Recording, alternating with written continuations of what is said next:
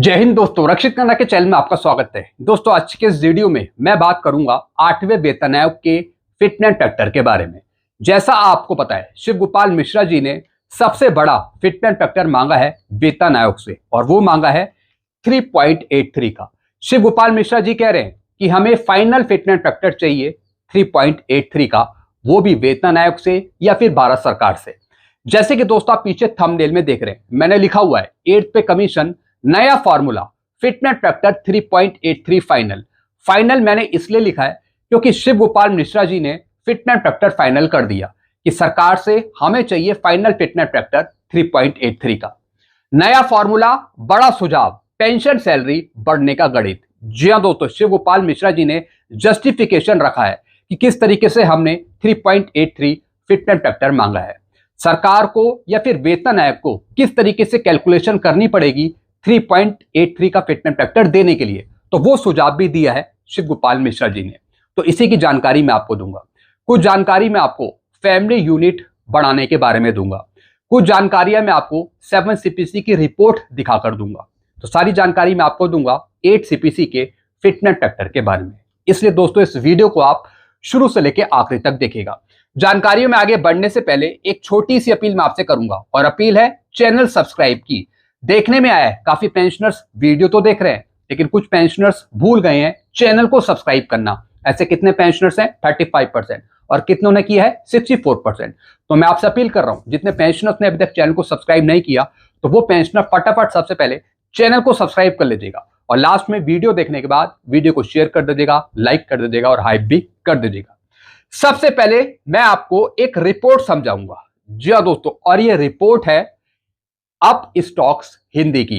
जी हां दोस्तों, अब इन्होंने क्या लिखा है? 8th पे कमीशन वेतन में मोबाइल, इंटरनेट जैसे खर्चों को भी किया जाए शामिल, कर्मचारियों ने की नया फॉर्मूला बनाने की मांग। जी हां दोस्तों, अगर वेतन आयोग आपको 3.83 का फिटमेंट फैक्टर देता है, तो वेतन आयोग को 5 फैमिली यूनिट लेनी होगी। जो वस्तुओं के दाम है, जो यूनिट्स हैं, उसको बढ़ाना पड़ेगा। साथ ही साथ आजकल की जो टेक्नोलॉजी है, उसके जो खर्चे हैं जो हम करते हैं, उसकी यूनिट लेनी पड़ेगी। तभी आपका फिटमेंट फैक्टर बढ़ पाएगा, तभी आपकी मिनिमम पे बढ़ पाएगी। तो यही डिमांड रखी है शिव गोपाल मिश्रा जी ने कि आज के हिसाब से प्राइस यूनिट ली जाए, खर्चों को लिया जाए, जिसमें वेतन में मोबाइल, इंटरनेट जैसे खर्चों को भी शामिल करा जाए। तभी आपको 3.83 का फिटमेंट फैक्टर मिल सकता है, अन्यथा नहीं मिलेगा। अगर मिनिमम पे बनाने के लिए जो एक्रोइड फॉर्मूला यूज होता है, तो अगर खर्चों में कुछ और खर्चे नहीं बढ़ाए जाते, तब आपका फिटमेंट फैक्टर कम बनेगा। अगर एक्रोइड फॉर्मूला जो यूज होता है मिनिमम पे बनाने के लिए, अगर उसमें कुछ और खर्चे बढ़ा दिए जाए, जैसे कि इंटरनेट का खर्चा या फिर जो दूसरे खर्चे हो गए हैं जो बढ़ गए हैं 2016 के बाद, तो वो खर्चे अगर इंक्लूड हो जाएं, तो दोस्तों फिर आपका फिटमेंट फैक्टर ज्यादा होगा। यही जानकारी मैं आपको दूंगा। अब दोस्तों देखिए इसमें क्या लिखा है। इसके पहले 7th पे कमीशन ने न्यूनतम वेतन तय करने के लिए पुराना फॉर्मूला इस्तेमाल किया था, जिसमें मोबाइल, इंटरनेट जैसे आज के जरूरी खर्चे शामिल नहीं थे। ऐसे में 8 सीपीसी से यह मांग करी जा रही है कि वह आज की जरूरतों को कवर करने वाला न्यूनतम वेतन तय करे। स्टाफ साइड चाहती है कि समय बदल गया है, तो इसलिए फॉर्मूला भी बदले। जी हां दोस्तों, 7 सीपीसी का ओल्ड फॉर्मूला है, तो यह डिमांड करी जा रही है कि 8 सीपीसी में नया फॉर्मूला एडॉप्ट किया जाए, उसके हिसाब से फिटमेंट फैक्टर तय किया जाए। 7 सीपीसी की एक छोटी सी टेबल मैं आपको दिखाता हूं। जी हां दोस्तों, ये 7 सीपीसी की डॉक्टर एक्रोइड फॉर्मूले की टेबल है, जिसमें मिनिमम पे निकाली गई। कितनी निकाली गई थी? 18,000 रुपए। जैसा आपको पता है 7 सीपीसी की ये मिनिमम पे है। इसमें फिटमेंट फैक्टर यूज करा गया था 2.57, क्योंकि उस टाइम डीएडीआर 125% था। डीए का भी इस टेबल में इस्तेमाल करा गया। जैसे कि दोस्तों आप यहां पे देख रहे हैं, डीए 125% लिया है, जैसे कि 1/16 को था, तो उसके हिसाब से 18,000 मिनिमम पे बनी 7 सीपीसी की।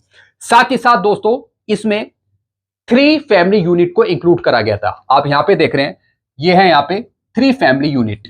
साथ ही साथ घर बार में जो हम चीजें यूज करते हैं, तो उसकी यूनिट भी यहाँ पे शामिल करी गई। आप यहाँ पे देख रहे हैं दाल, चावल, फ्रूट, मिल्क, ऑयल, फिश, सबकी यूनिट यहाँ पे शामिल करी गई, सबके प्राइस यहाँ पे शामिल करे गए। तो दोस्तों ये रिपोर्ट पुरानी थी, लेकिन अब डिमांड करी जा रही है कि 8th सीपीसी में टेक्नोलॉजी के जो चार्जेस हैं वो इंक्लूड करे जाएं मिनिमम पे बनाने के लिए, तब आपका फिटनेस फैक्टर 3.83 का बनेगा। जी हां दोस्तों, ये शिव गोपाल मिश्रा जी की टेबल है जो मैं आपको दिखा रहा हूं, मिनिमम पे की टेबल है।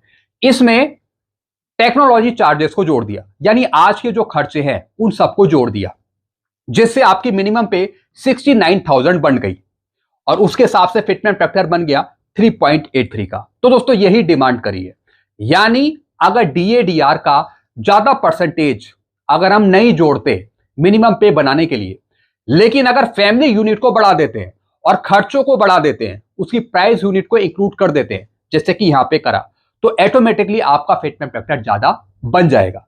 तो यही मेरा समझाने का मतलब है कि अगर डीएडीआर का परसेंटेज ज्यादा नहीं है, जैसे कि 60% है, तो अगर ज्यादा नहीं है तो अगर फैमिली यूनिट को बढ़ा दिया जाए और वस्तुओं के दाम यहां पे बढ़ा दिए जाए, खर्चों को ज्यादा बढ़ा दिया जाए, तो ऑटोमेटिकली आपका फिटनेस फैक्टर ज्यादा बनेगा और मिनिमम पे भी ज्यादा बन जाएगी। तो दोस्तों यही रिपोर्ट वेतन आयोग को दी गई है शिव गोपाल मिश्रा जी के द्वारा, ताकि वेतन आयोग को कोई दिक्कत ना हो, कोई प्रॉब्लम ना हो 3.83 का फिटनेस फैक्टर देने के लिए। बड़ी आसानी से वेतन आयोग ज्यादा का फिटनेस फैक्टर दे सके। वेतन आयोग को कुछ करने की जरूरत नहीं है, जो रिपोर्ट शिव गोपाल मिश्रा जी ने बनाई है बस उस रिपोर्ट को एक्सेप्ट कर ले। अगर ये हो जाता है तब दोस्तों आपको 3.83 का फिटनेस फैक्टर मिल सकता है, तब दोस्तों ये पॉसिबल है, नहीं तो इससे कम ही बनेगा अगर आप डीएडीआर के परसेंटेज को देखें। अब दोस्तों इसी पर कुछ और जानकारियां मैं आपको देता हूं, जरा ध्यान से समझिएगा। बड़ी इंपॉर्टेंट दोस्तों ये रिपोर्ट है जो मैं आपको समझा रहा हूं। अब दोस्तों यहां पे देखिए, सरकार ने 8th पे कमीशन बनाई, जिसका काम है कर्मचारियों की सैलरी, भत्तों और सुविधाओं में बदलाव की सिफारिश करना।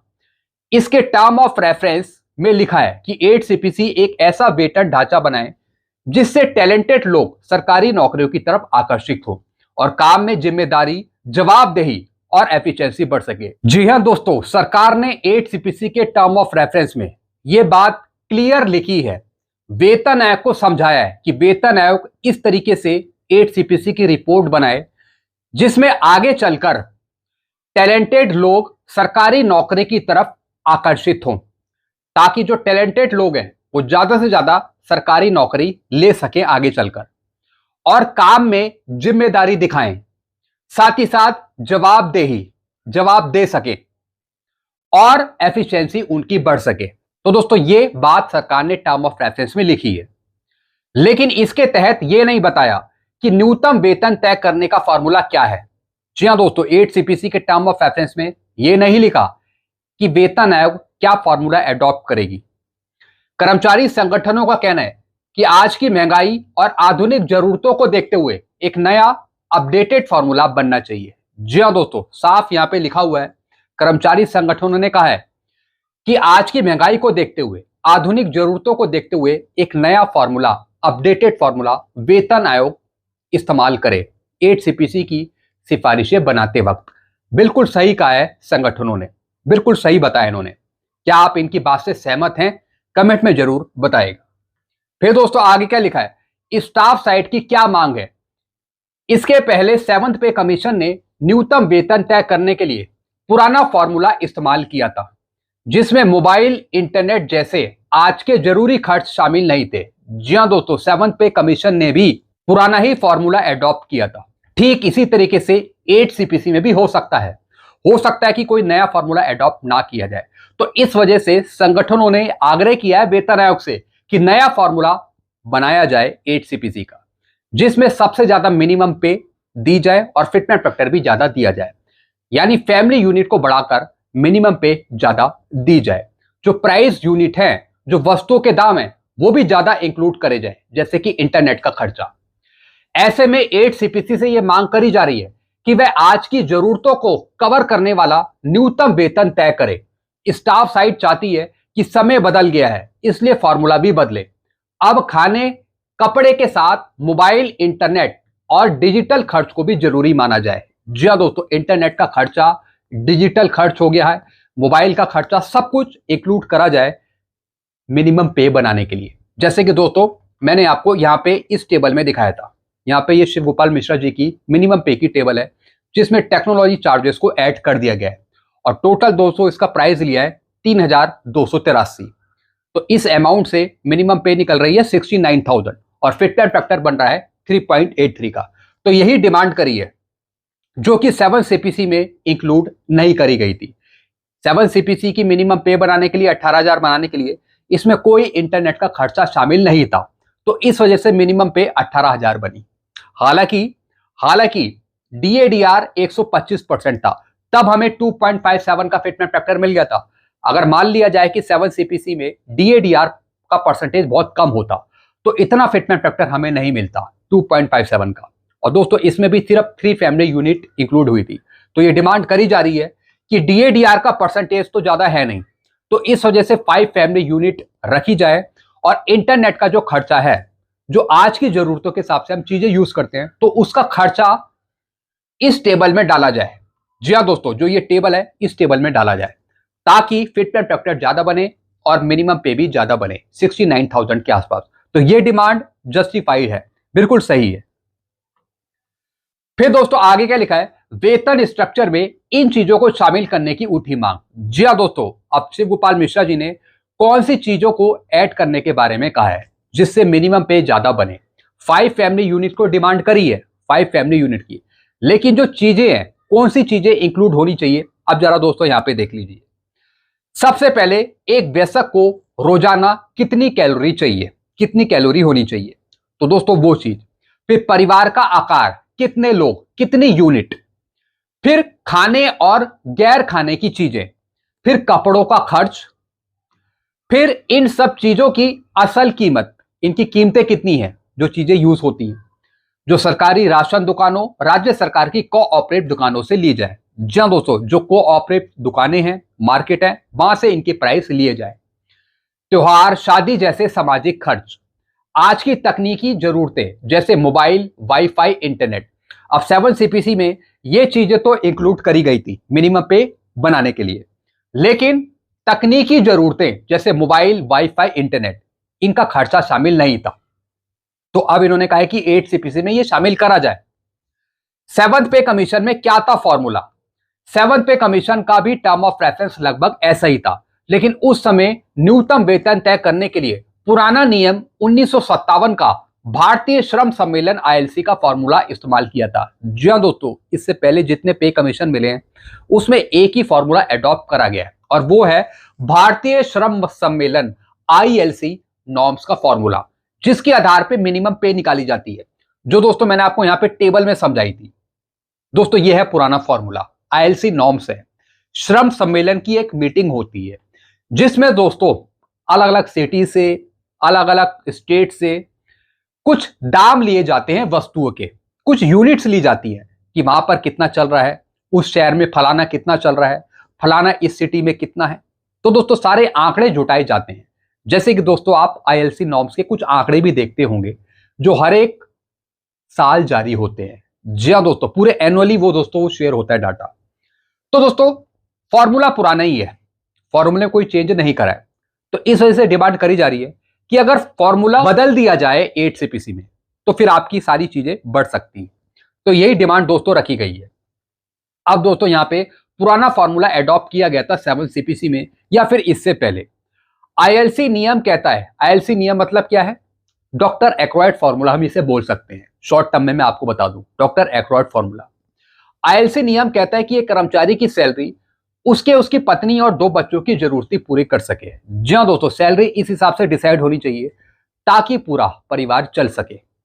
लेकिन 7 सीपीसी में सिर्फ 3 फैमिली यूनिट को इंक्लूड किया गया था, जिससे सैलरी सिर्फ 3-4 लोगों में ही बढ़ गई, जैसे कि पति, पत्नी और उसके 2 बच्चे। माता पिता को इंक्लूड नहीं करा गया था, तो दोस्तों वो उस सैलरी का पार्ट नहीं थे, उस सैलरी का वो पार्ट नहीं बन सके। लेकिन अब दोस्तों 8 सीपीसी में फैमिली यूनिट को अगर बढ़ाया जाए माता पिता को इंक्लूड करके, तो दोस्तों जो परिवार को एक सैलरी की जरूरत है तो उस हिसाब से मिनिमम पे डिसाइड करी जाए और वो है 69,000 के आसपास। तो यही इसमें कहा है सेवन सीपीसी ने जिन जरूरतों को सैलरी में जोड़ा था उसमें अनाज, चावल, गेहूं, दाल, कच्ची सब्जियां, हरी सब्जियां, बाकी सब्जियां, फल, दूध, चीनी, गुड़, तेल, मांस, मछली, अंडा, डिटर्जेंट, कपड़े, ईंधन, बिजली, पानी, घर का खर्च, त्योहार, शादी का खर्च, स्किल ट्रेनिंग, मनोरंजन शामिल था। जी हाँ दोस्तों, और दोस्तों ये सारे आइटम्स आप इस टेबल में देख रहे हैं। Fruit, milk, sugar, jaggery. जब मिनिमम पे बनाई गई थी 18,000। ये सारे वस्तु हैं और उनके दाम यहां पे इंक्लूड है। फिर क्या लिखा है दोस्तों आगे, सेवन सीपीसी ने कहा कि ये नीड बेस्ट वेतन है, यानी इंसान की जरूरतों पर आधारित। यह तरीका एक सम्मानजनक जिंदगी देने के लिए सही है। जी हाँ दोस्तों, आईएलसी ने कहा, जहां से ये दोस्तों आंकड़े जुटाए गए, उन्होंने कहा कि जो भी इसमें चीजें ली गई हैं ये सही है। इससे आम परिवार का खर्च चल सकता है इस सैलरी से, जो भी चीजें इसमें इंक्लूड करी गई हैं। आईएलसी के इस फॉर्मूले में आज की तकनीकी जरूरतें जैसे mobile phone, internet, wifi, online पढ़ाई या फिर काम के लिए जरूरी चीजें शामिल नहीं थी। जी हाँ दोस्तों, इस टेबल में और चीजें शामिल नहीं थी। इंटरनेट का खर्चा शामिल नहीं था। आजकल हम ऑनलाइन पेमेंट करते हैं, बिल पेमेंट करते हैं, नेट सफर करते हैं, तो उसका यहाँ पे खर्चा शामिल नहीं था। यानी काफी चीजें छूट गई थी। लेकिन फिर भी आईएलसी ने कहा, सरकार ने कहा कि ये बिल्कुल ठीक है, इस मिनिमम पे से घर का खर्चा चल जाएगा। मिनिमम पे से 18,000 से। तो दोस्तों क्या उस टाइम इस मिनिमम पे से आपका घर का खर्चा चलता था? ये भी एक सोचने वाली बात है। बल्कि अब तो महंगाई दो गुनी है। तो दो गुनी महंगाई के हिसाब से जो इन्होंने फिटनेस फैक्टर मांगा है 3.83 का, ये बिल्कुल सही मांगा है। महंगाई को देखते हुए मिनिमम पे 69,000 के आसपास है। 69,000 यानी 18,000 से बढ़कर 69,000। तो मुझे लगता है ये सही डिमांड है। तो अगर 5 फैमिली यूनिट को इंक्लूड कर दिया जाए और जो फिर टेक्नोलॉजी चार्जेस हैं, इंटरनेट का खर्चा हो गए, हम नेट सफर करते हैं, बिल पेमेंट करते हैं ऑनलाइन, नेट का हम ज्यादा इस्तेमाल करते हैं, तो उसका जितना भी खर्चा है वो सब इसमें इंक्लूड करा जाए, तब आपकी मिनिमम पे ज्यादा हो जाएगी और फिटनेस फैक्टर भी 3.83 का हो सकता है। तो बिल्कुल सही डिमांड है। और कहीं ना कहीं वेतन आयोग को शिवगोपाल मिश्रा जी का प्रपोजल मान लेना चाहिए। ये बिल्कुल सही है। तो दोस्तों ये मैंने आपको कुछ जानकारियां दी हैं। तो क्या फॉर्मूला चेंज होना चाहिए 8 सीपीसी का? आप नीचे कमेंट करके जरूर बताएगा। और जो भी जानकारी आपको दी गई है उस पर भी आप अपना विचार रखेगा। ऐसी जानकारी आपको आगे भी मिलती रहेगी। तो सारी जानकारियां पाने के लिए आप चैनल से जुड़ सकते हैं, चैनल को भी सब्सक्राइब कर सकते हैं। चैनल का नाम है Rakshit Khanna. Thank you so much.